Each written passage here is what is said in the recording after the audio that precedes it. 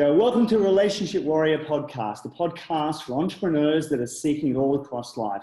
And today we've got a very, very special guest, one of our favorite people in the world on relationships. We're very excited about this. So welcome John Gray. John is the author of Men Are From Mars, Women Are From Venus. And if you haven't heard of that book, you must have been sleeping, because it is the most well-known book in relationships, I think, in the world.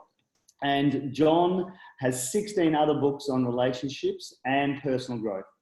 And his wisdom about the inherent differences between men and women, as well as what it takes to build a lasting, loving relationship, has now influenced 2 generations of men and women, and certainly influenced us and our work. With his new book, Beyond Mars and Venus, John has gone into why being a man or woman in today's society is more complex than ever.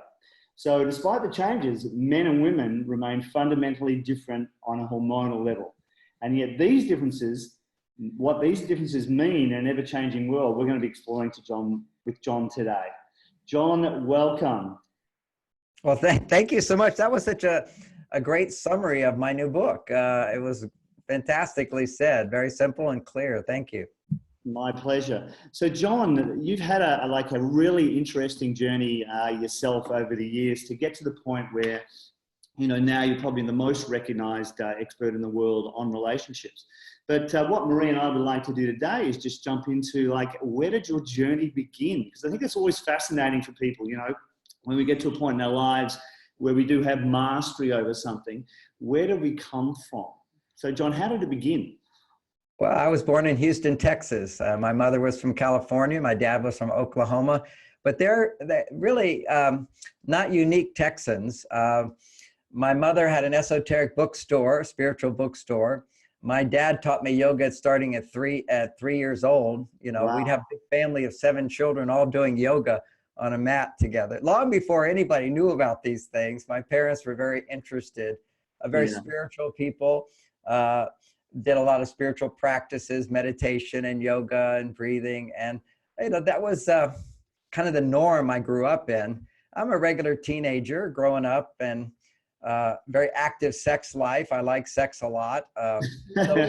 Hey, you're a guy, John, right? So I'm a guy. And it was really quite fun in Houston. We were having a fun time. And then the Beatles came along, and they had this poster of the Beatles with the Maharishi of Transcendental Meditation.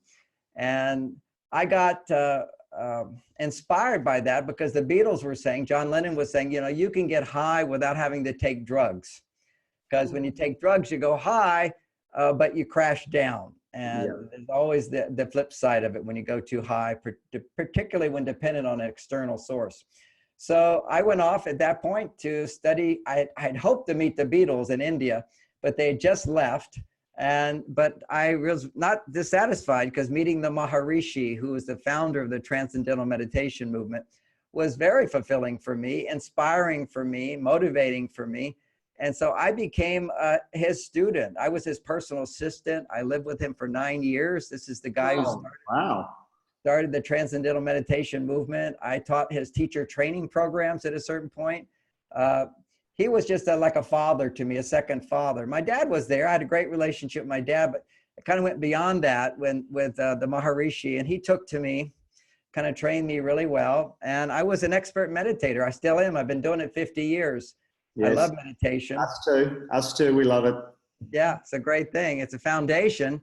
And then, so in my 20s, I was actually a celibate monk, a Hindu monk. So it's not like I didn't enjoy sex, okay? I took that energy and put it into spirituality, which really was a great foundation, because the idea is you learn to find a happiness within without depending upon external sources. Particularly, I took it to the extreme. I'm kind of an extremist. Maybe now I'm an extreme moderate person, but I really went to that direction wholeheartedly. Around 28 years old, I experienced a kind of enlightenment, a oneness with my teacher, and I didn't feel the need to look for that anymore. And at the same time, my brother, who was bipolar, my little brother who was bipolar, now 28 years old, or 26 or something like that, he needed help. And I brought him to Switzerland where I was living with the Maharishi at that time. And the meditation didn't really help him that much. And so I felt like, how can I be so happy and fulfilled when my brother's suffering? There was just this compassion and even a kind of a guilt, you know, look, I'm having such a great life. What about my little brother? So I was motivated to go to California to study psychology, thinking psychology could help his bipolarness. And whereas meditation helped a little, psychology helped a little, it wasn't until later that I found out for many people, extra supplements along the way can make a big difference. But so when I went to study psychology, that's where I discovered this resistance to accepting differences between men and women. I saw over and over as a counselor how people kept expecting them to be the same. Yes. And I think one of the gifts of meditation for me and going so far that direction of finding inner happiness is you don't really feel so dependent on others to be happy.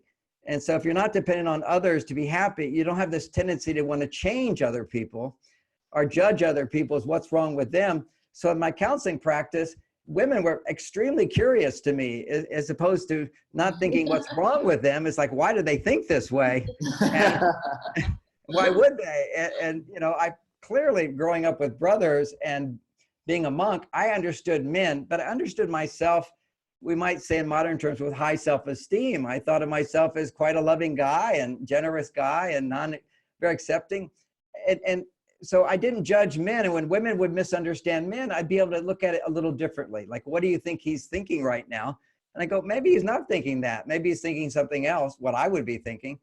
But along the way, I found that before women could hear how men are different in a more positive way, they needed to be validated for how they look at the world. And a man understanding how they look at the world opened the door for them to go, wow, if he understands me so well, maybe he understands men so well. Because as we've grown as a society, while men and women are still different, our requirements for happiness and fulfillment in marriage have dramatically changed. Yes, great point.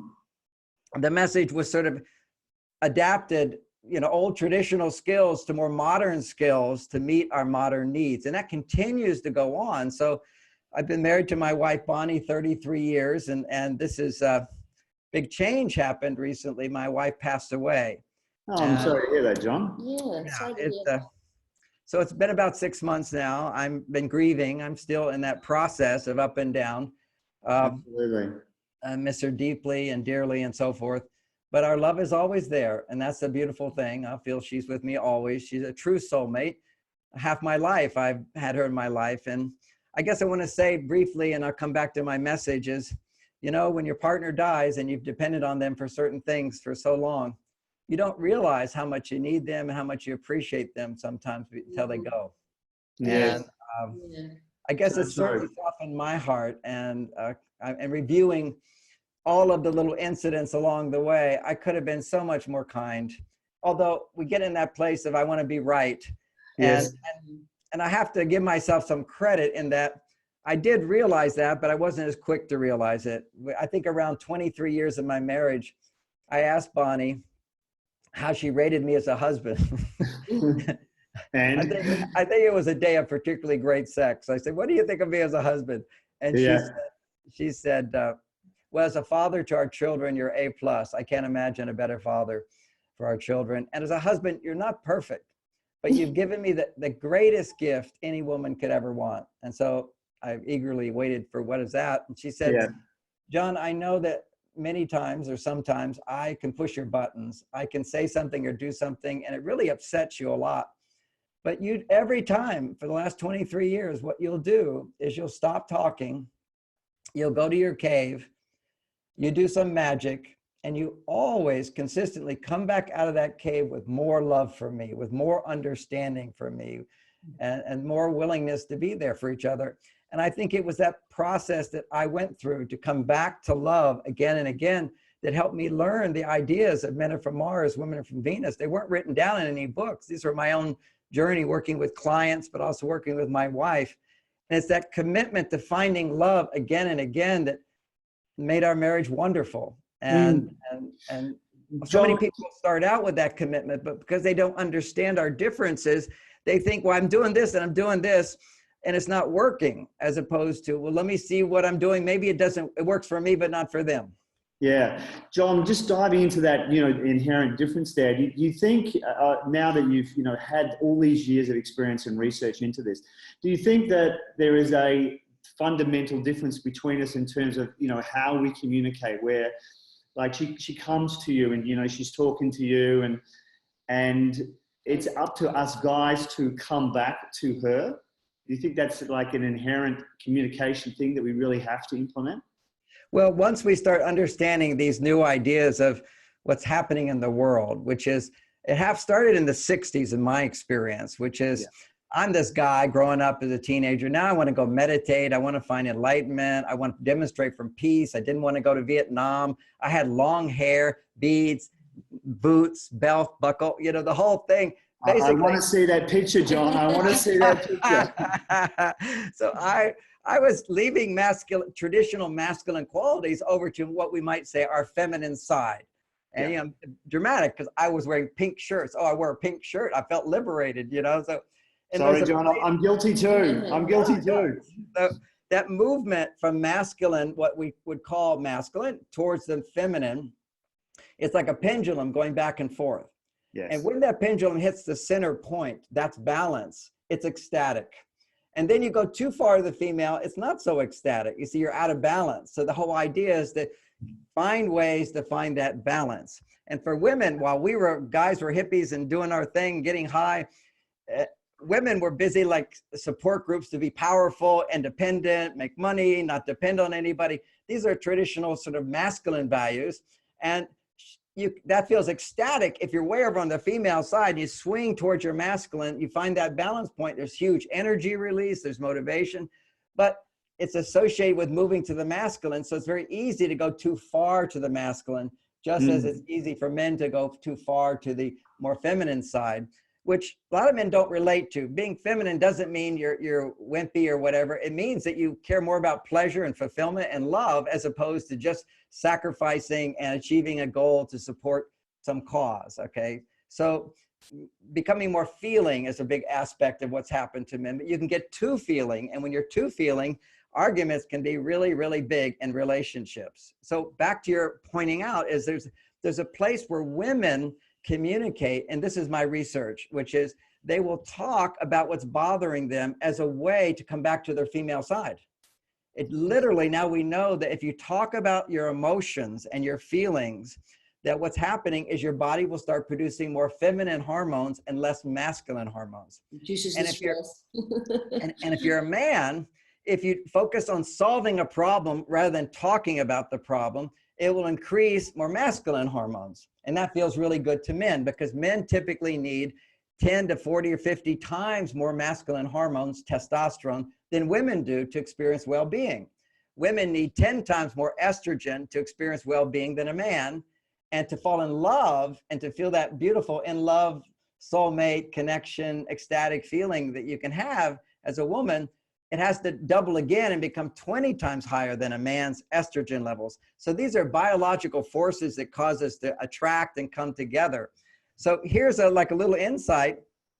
It turns out women are sharing about feelings, men are trying to solve feelings, and then we get in trouble. That was the basic idea of Men Are From Mars book, which is women often just want to talk, and men don't understand that. We think we're helping by saying, oh, don't worry about that. Oh, I'll handle that. Well, you should look at it differently. Well, why didn't you do that? Well, what's the point? Why are you talking about all this if you don't?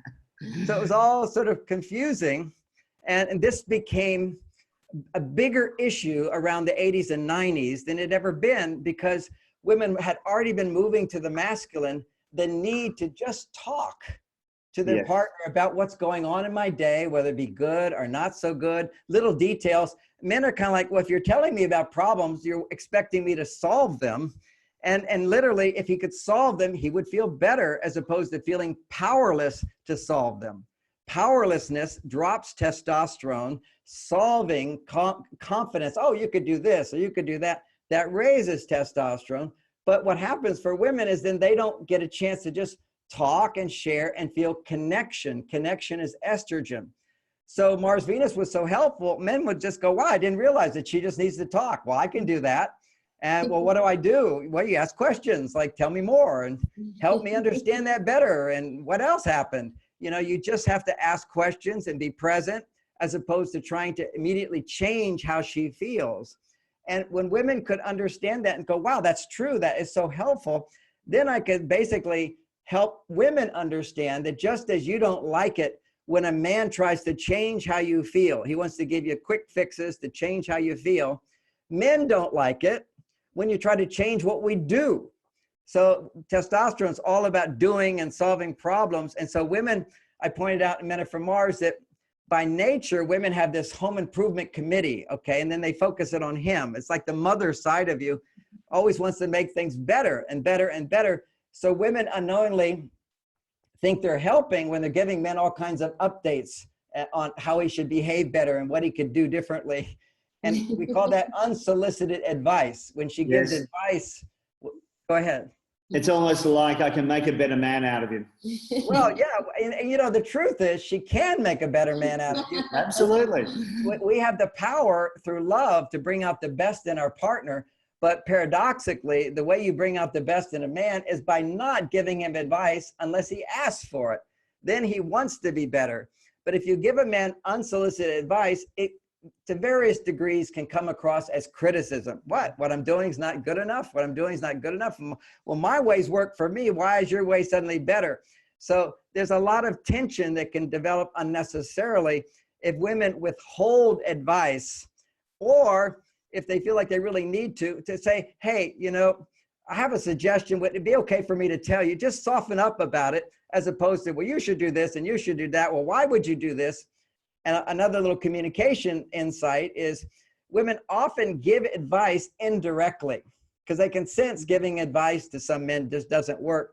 So they give it indirectly by asking questions. Well, why would you do that? And you think that's really the best idea, but where were you? And why couldn't you do that? And why didn't you? These kind of questions as well, interrogating them, they have what's called rhetorical questions. They have implied messages. Yes. And I remember the journey of trying to convince my wife about these implied messages. We started with our kids because she would go in the kids' room and she'd say, why is this room a mess? And I'd say, honey, I know you're just asking a question, but really it comes across as criticism because you're kind of implying in the tone of your voice, there's no good reason why this room is a mess. You know, so it's a way of not owning up to the critical tone and the critical message by just going, well, why, what, when. It's indirect, but that has a bigger impact on men. So the key for creating transformation is always to come from love, acceptance, for men to try to understand women, and that helps you if you'll empathy. That will help you to connect with her. And for women to practice acceptance, just accept the way he is. Your job isn't to change a man. If you give him acceptance, then he wants to change. It's literally the paradox is if you try to change him, he'll resist. If you stop trying to change him, he will have so much more. He will feel loved. Just accept me the way I am. When a man feels loved, it's fueling him to now feel greater desire and motivation to please and support you, as well as to sacrifice. That's the most amazing thing. I remember, I think it was the first year of my marriage with Bonnie, and she was like, well, we should do this. And it was like, it was so rigid, it like didn't include me at all. And a button got pushed and I just shut down. And then she softened. It was like some magical power, she said, but you know, if it doesn't work for you that way, it's okay with me. I would just like it this way, but you know, I love you too. So we have to look at your way as well. Just when she softened by accepting that I had a different point of view, wow, I immediately shifted and said, no, we can do it your way. It's men need to feel in control of themselves and women need to feel in control of themselves. And that is sort of the whole new shift in the paradigm of relationships today, which is love means freedom. I embrace you. I seek to support you, not change you. Because trying to change someone always creates a greater resistance. So John, do you think now, you know, like in the 2019, things have changed dramatically for couples. So I know from our own research, you know, the divorce rate was like 10% before World War I and World War II. Afterwards, it's quadrupled to 40%, hit the 60s, went to 50%. And now if you take into account the millennials who aren't even bothering to get married anymore, like there are huge changes. And I know, you know, that was one of the reasons that you wrote your new book, Beyond, you know, Mars and Venus, to look at these changes that have happened. But, you know, it certainly seems to us that the fundamental differences between us is really what's important. And we see so many people now, certainly the millennial generation, you know, struggling to make sense of relationships in this world now where we've got this almost cultural thing that we're the same. Yeah, it's come back again. It's pushback. You know, Men Are From Mars was sort of leading that awareness. And I was out there, and it was literally around 2002, there was a huge amount of pushback against it. Yeah. It's when we started looking at, I remember I was starting to bring forth to the public, I popularized a lot of the research which was out there, which in the beginning was highly controversial. And then they saw that there were actually brain differences between men and women. And that makes more solid the whole idea that really we are different and we need to understand those differences. And it doesn't mean to be different, doesn't mean one's better than the other. Yeah. Those who don't like to hear about differences always think the motive is to push women down or to push men down, as one is better than the other, as opposed to just different. You know, you've got all your kids, you love them, they're all talented in different ways, but they're so different. Yes. Well, the same thing happens with general themes about men and general themes about women.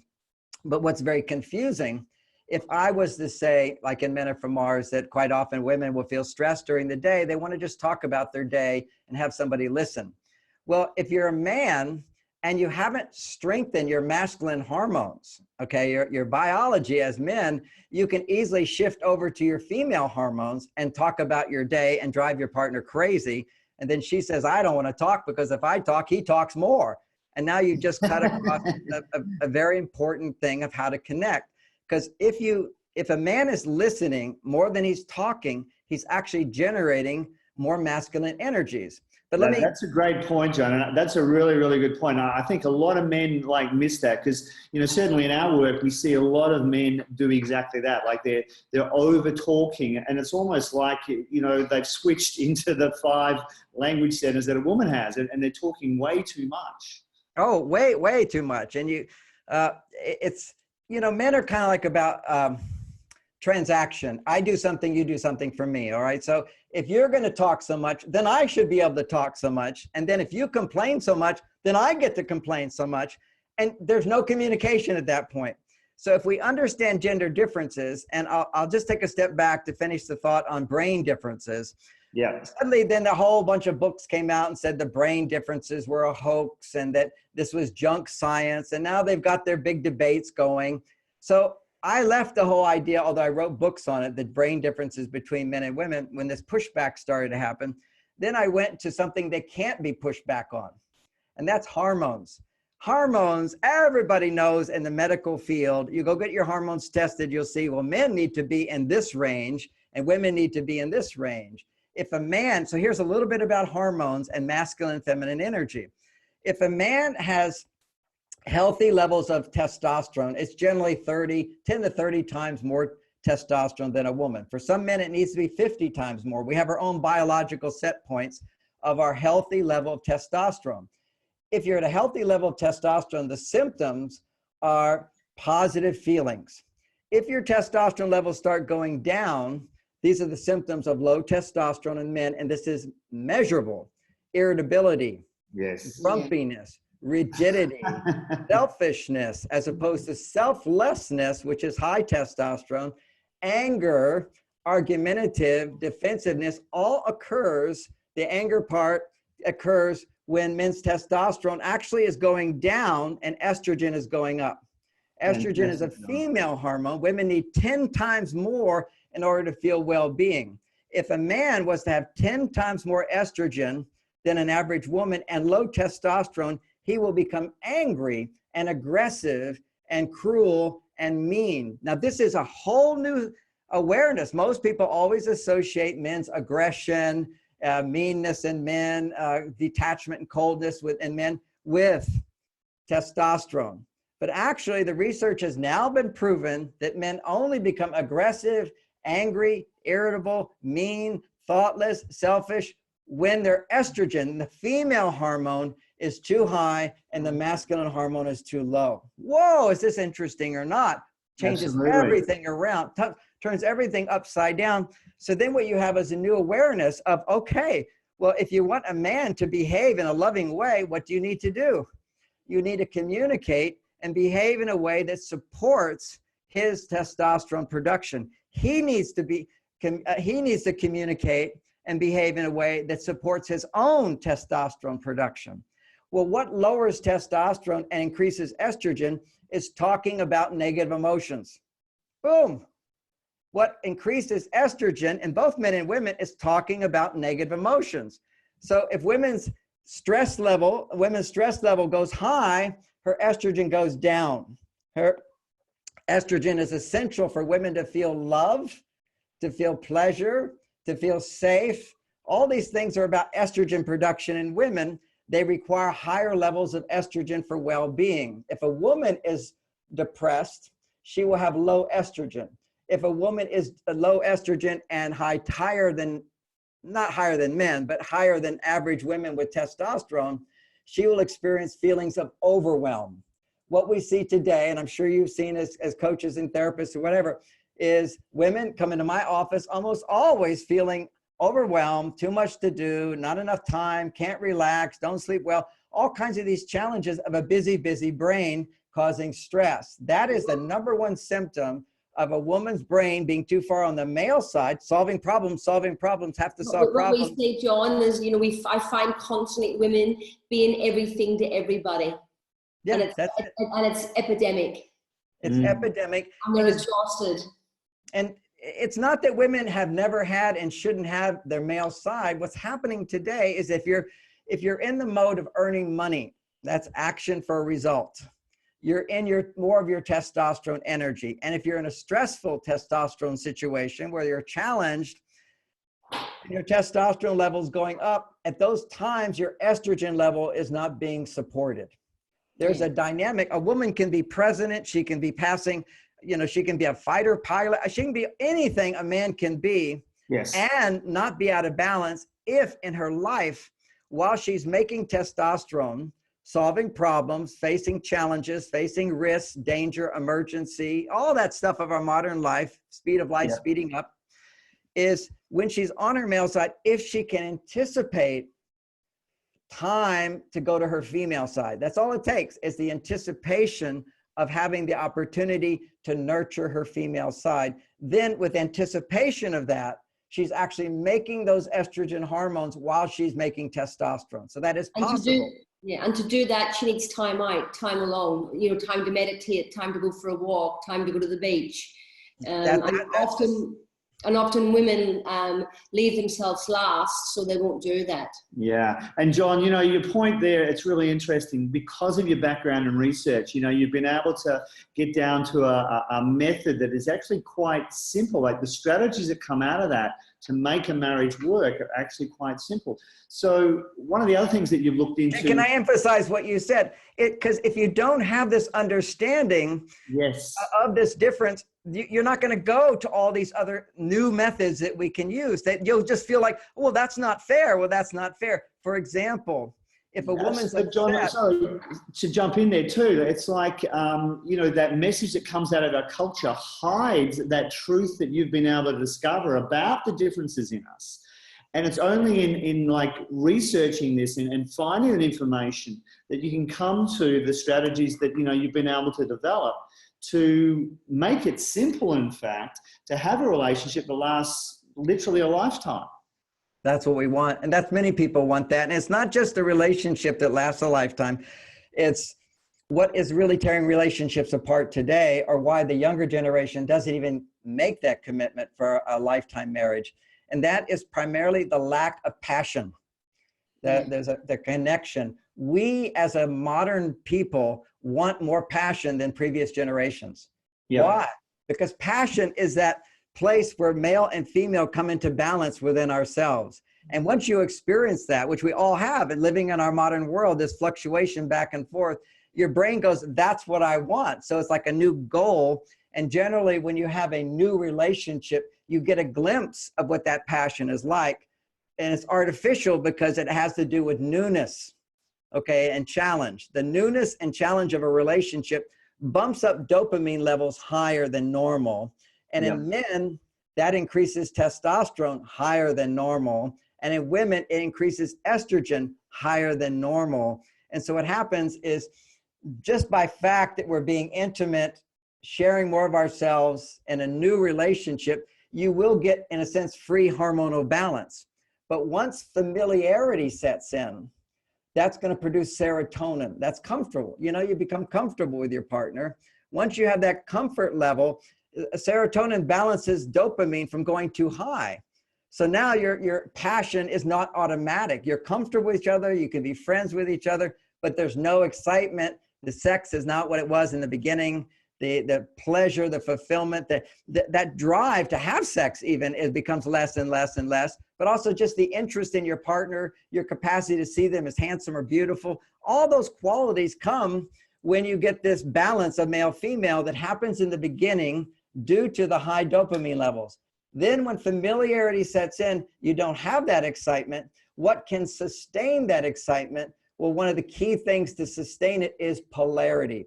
There's such a thing as polarity. Opposites attract on a physical level. So when a woman is experiencing feminine feelings, a man experiences masculine feelings, there will be a strong attraction, which isn't dependent upon newness. So for me, I had a great sex life for 33 years with my wife till she passed, because of the polarity where she would work to maintain the hormonal balance in herself without taking hormones, but to find it within herself. And I would work to find the testosterone balance for me.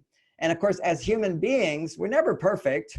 So if I go out of balance, what are the signs of that? Well, this new model gives clarity. If I'm feeling grumpy, irritable, angry, then I know right now I'm out of balance. I'm way on my female side. How to come back to my male side? Oh, stop talking.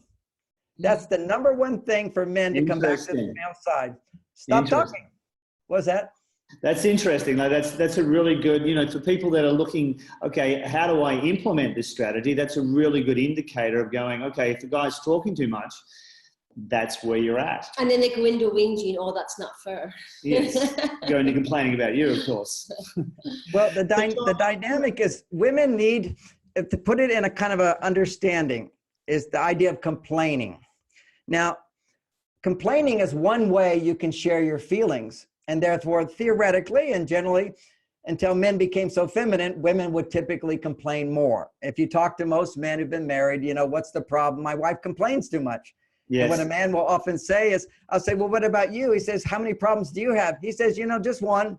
If she would stop complaining and forget these problems she focuses on, we'd all be happy.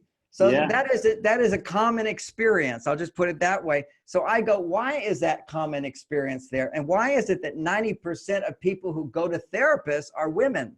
Because a therapist is trained to listen to her talk about problems and feelings and emotions and empathize.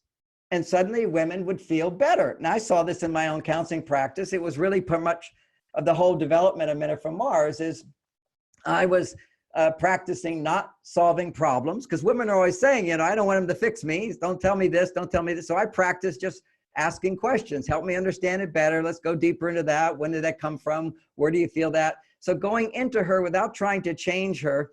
And what would happen is they would leave my office happy. And to a man, but you didn't change anything in your life. Nothing has changed, and now you are happy. So I saw that at that point, it was when women can talk about authentic feelings. Just there's levels of talking. There's the talking where it's just what happened, but then there's the talking about how that made you feel. And then they go a little deeper, the emotional, to feel the emotion of that discomfort, whatever it is. There would be a release, because on an emotional level, I can fully empathize with a woman. And this is why emotions are so key for women to be in touch with emotions, is that my wife could say, oh, there was so much traffic on the bridge. And to me, that's just an opportunity to go through the traffic faster. Okay, so it's not a stressful thing for me. I'm a really good driver. But for her, it's a very stressful thing. So intellectually, I can't fully empathize with her. I don't have her mindset. But if she expresses an emotion of it, I was so disappointed. I was late for the appointment. It was frustrating. All these people passing me, they drive like you. I can relate.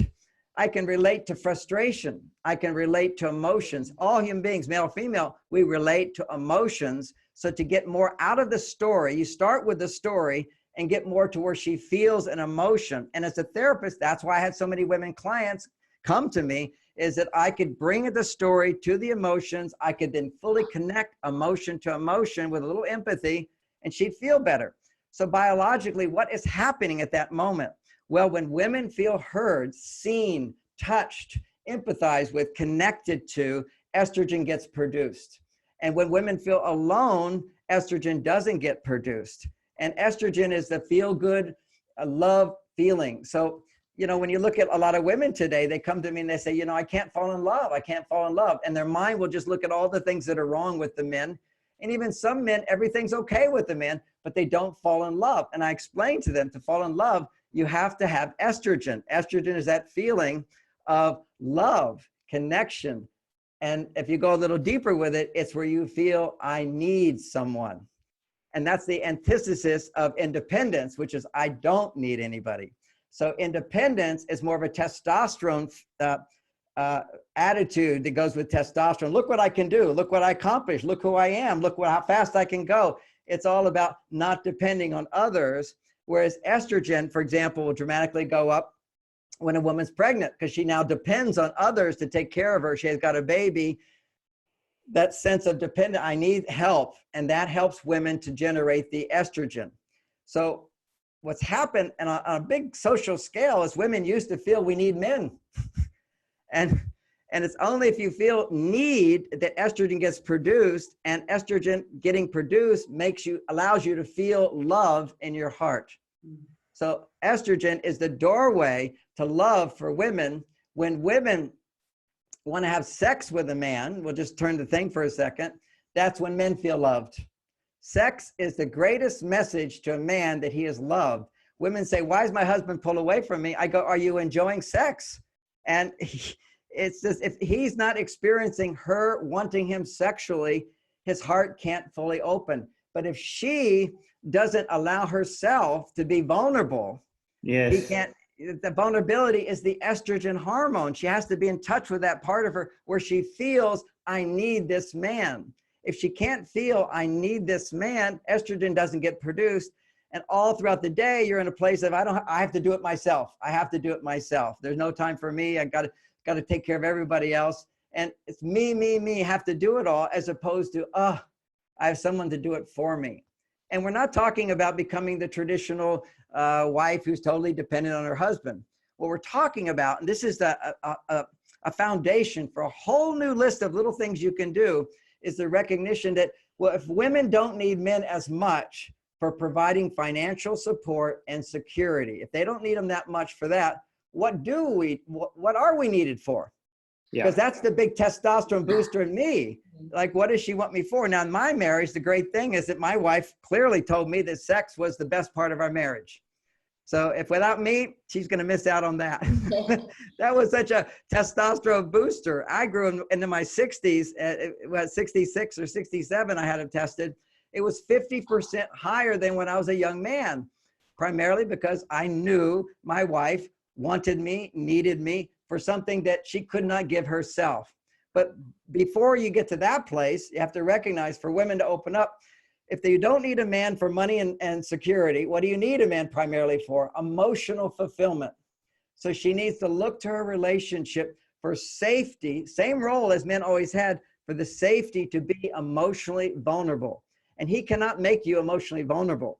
This is where women have to practice learning how to be emotionally vulnerable. You can't just go, gee, my husband has to do this and this and this before I can be emotionally vulnerable.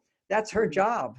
Her job is to be emotionally vulnerable. Then his job is to take her from 10 times more estrogen, which is emotionally vulnerable, to 20 times more estrogen, which is orgasmic. That's our main role in this modern relationship, soulmate relationship. You get all kinds of emotional support everywhere else in your life, but in a monogamous marriage, your partner becomes special. She only lets you do that to her, and so you are the hero that can do it.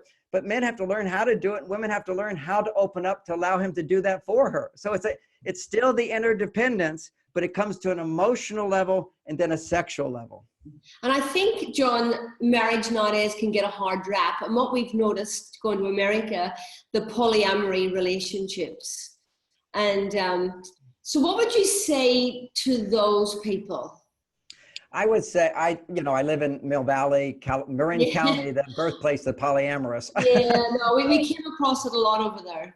So maybe it's not the birthplace, it's where I first found out about it. Okay, so my wife and I were monogamous, and I have friends who are polyamorous. And if a client came to me and said, we just don't have a good sex life, we're just not turned on to each other, and we have children, what do you think? I say, that's a choice you make. But when you're married and you have kids, you have to make, you can't make decisions for yourself. You've got to make decisions for your children as well.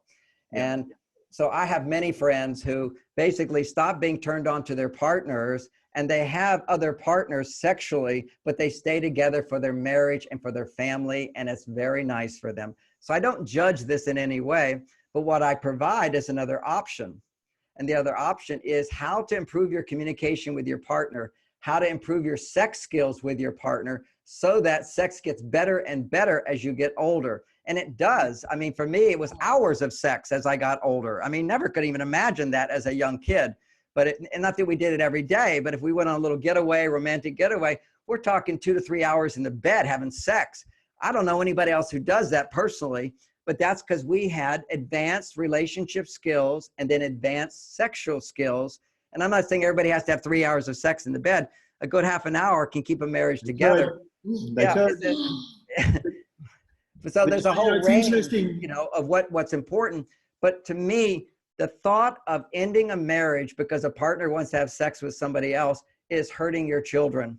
And we need to get over that one, because children, and I wrote a whole book on this one called Boy Crisis, how devastating it is for children today to grow up in broken marriages. More and more, it's just filled with, half the book is research. More depression.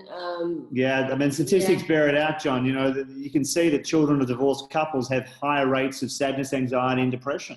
Yeah, it's a reality today. And so what you do as a couple, if your sex life isn't fulfilling you, you make a new agreement to find something that will, and you stay together for the children. And suddenly you might find your passion for each other comes back. And that also has happened. But generally, when I work with people, I teach them how their sexual practices are inadequate to sustain the polarity and the attraction for a lifetime, because you don't get that free, when you're just dating somebody, it's fresh skin. You touch, it's just kind of like, whoa, I just touched something. It's exciting, right? And the grass is greener on the other side. Yeah. So John, there's the biological reality to newness.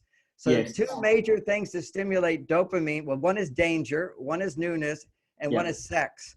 And so suddenly you get a dose of that. It's going to bump you to a higher level temporarily. But if you don't have that, and you have good sexual polarity in the bedroom and outside the bedroom, then you can continue a higher level of attraction than before. Yeah. So John, you experience it, we experience it. Like, most of our clients initially, at least, are women. So we regularly run like an online group for a 21-day challenge in relationships. And 90% of people that sign up for that are women. So one of the big questions that comes up is, like, in relationships, particularly from women, how do you get the guy more interested in the relationship and learning these skills, that you're talking about? Because the way we relate it is, it's like any other skill in life. If you're good at business, you need to learn skills. You want to get good at fitness, there are skills you need to learn. If you want to have a great relationship, there are skills. So in your experience, how do you get the guy more interested in this?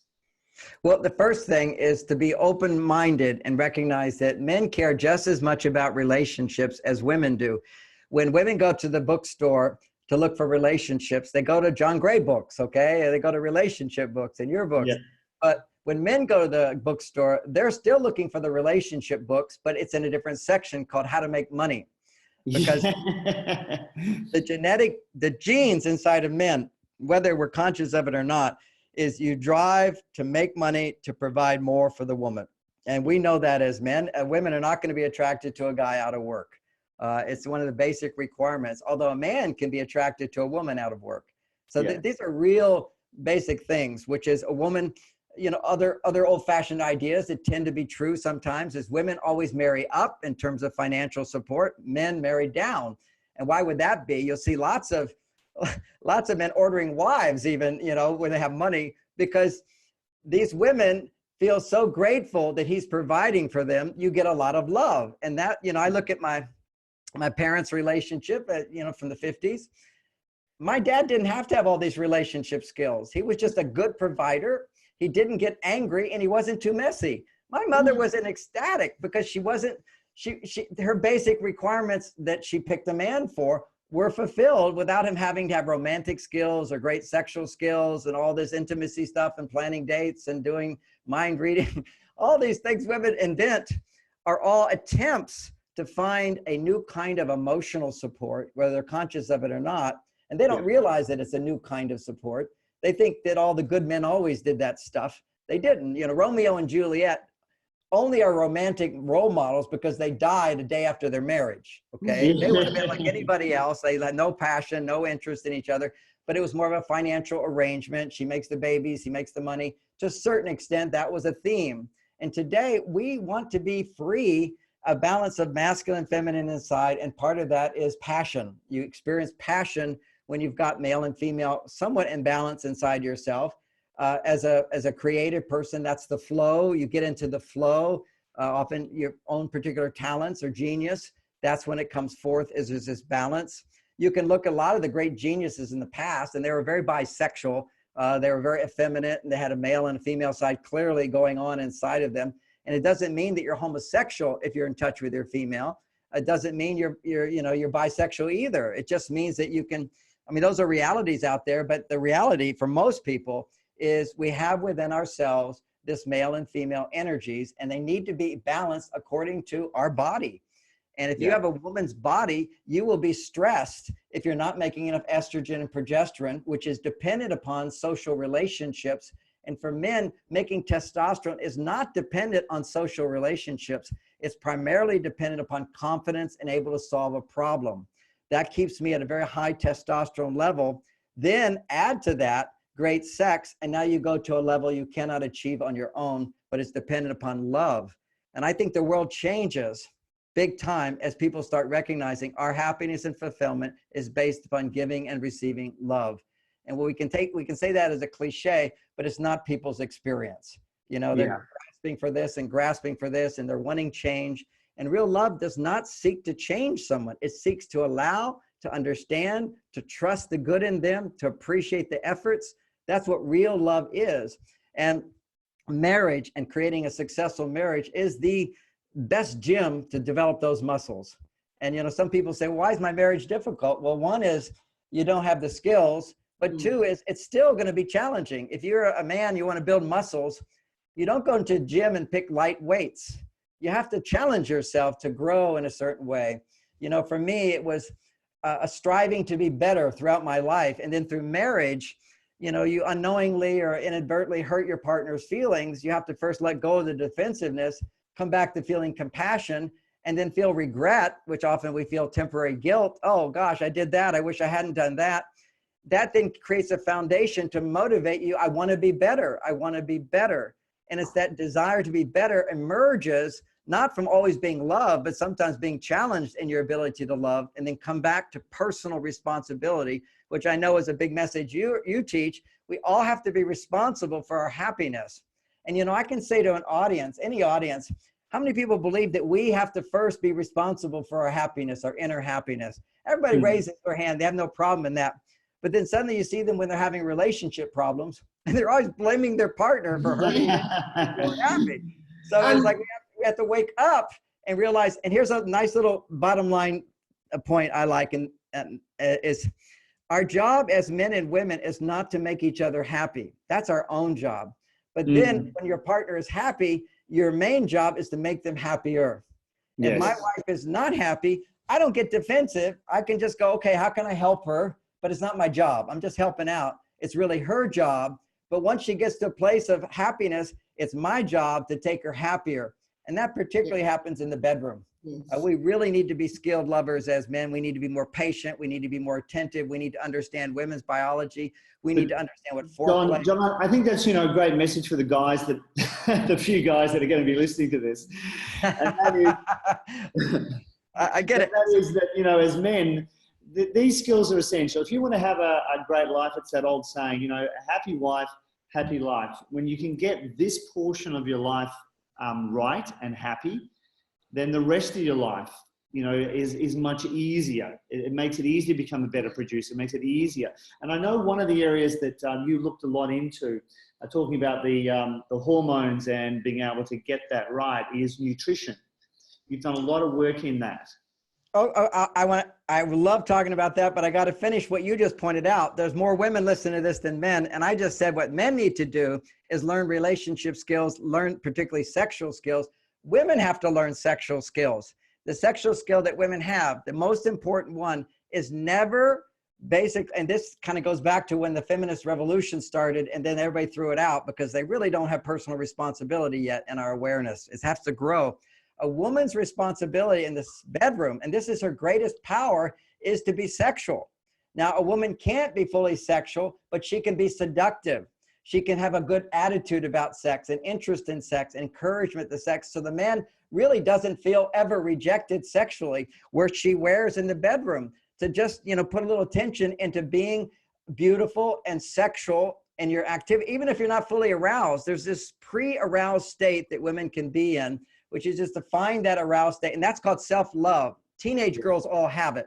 When they walk around in their spandex, they're not actually aroused. They're just pre-aroused. They're just feeling good. That's called self-love. When you were talking about women taking me time, taking time for themselves, taking time to be with their friends, it's those activities that generate estrogen up to that happy level. That then causes this pre-arousal state in women so that she's interested in having sex with her partner. She's not repulsed by sex. See, what happens if your estrogen levels are low and a man is showing sexual interest, you're often repulsed by it or rejecting it on some level. But actually, if you're honest, it's a repulsion. Women go, ugh. That's why men don't parade around with no clothes on. You see a penis. They probably like to, John, but they don't. Well, the reality is that when a woman is in this pre-aroused state, penises look really good. But when they're not, it's sort of this repulsed feeling because you're not connected to the hormone that appreciate a man's arousal. So you're like an open door to, okay, now the foreplay starts. He needs to know how to do the foreplay. And how does he know? He doesn't know. So that's where women guide him in the bedroom. And that answers the question back to what can women do to bring men more into this whole thing, which is to show the books you're reading, talk about what you're learning briefly, not trying to change him, but you're just owning it. As I'm learning so much about being a woman, and a woman is sensual, a woman is receptive, a woman is about pleasure. So would you help me and give me pleasure? And so that's where you give up your vibrators, women, and you start using him to stimulate you and bring you to a higher level. So it's practicing arousal without orgasm. Many just go close to orgasm and don't orgasm. If you postpone orgasm again and again and again, your arousal level increases more and more. Same thing for men. Just do the arousal part. As soon as arousal goes away, go take a cold shower. Practice extending arousal, extending desire, because that's how women start to open up. It's like knocking on heaven's gate. Is you just, that desire in men, but men, it needs to be reciprocated from women. And we have no teaching on this. Now I can answer the question on, as soon as you say to a man, I've read this book and I'm more interested in sex, he'll read the book, okay? Yeah. I like it. This sounds good. This is good. So the next thing is when nutrition comes along, many men have low testosterone. One herb I found to be particularly helpful is something called Tonkat Ali. And I don't need to take it at all, but 15, 18 years ago, my testosterone level was low. It helped me get back into the saddle to where I was then having regular sex. That's A. B is if men are not having regular sex, then have arousal sex and do not ejaculate. Very, very important. Otherwise, too many ejaculations lose as you get older. You don't get it back as much. So just practice letting yourself not be fully orgasmic, and women practice not being fully orgasmic. Let it build up and occasionally hit that big spot. So the Tonkat Ali will help that. For women, it's busy brain. And also for men, you can have busy brain too. And there's a supplement which is called Super Minerals for Women. and it's and super minerals for men. Now, you can find this on my website, the explanation of these minerals, but they're your regular minerals, but they're bound to a substance from mother's milk that transports them into the brain to make higher levels of dopamine and serotonin. They will help tremendously to cut the brain repeating itself. One of the substances in there is called lithium. They give that to people with bipolar, but they give toxic doses. So lithium is considered to be a suppressant. It's not, only if you take 500 times the dose. And it never suppresses your brain, it just suppresses your thyroid. So it's just little doses, 4.5 milligrams is what goes along with all the other auritic minerals. And that will stop the brain from looping. One of the best things to free women to enjoy sex is when their mind is not automatically looping again and again and again. Yes. Also, for men who lack focus, if you focus on 500 milligrams of vitamin C and 300 milligrams of grapeseed extract, these are simple, inexpensive supplements. His focus will increase, his motivation will increase. It stimulates the production of dopamine. Yeah. There's a variety of supplements that I've seen to help all these issues to increase the passion. And it's something people need to look into. I try to make a doorway into it with very inexpensive supplements that have a big bang for the buck. Because so many people will take vitamins, they don't notice anything. If you don't notice anything from a supplement, don't waste your money. And from one point of view, you want to get the things that actually address what's missing. And for men, there tends to be this addiction to high stimulation, and then passion becomes less and less with a real woman.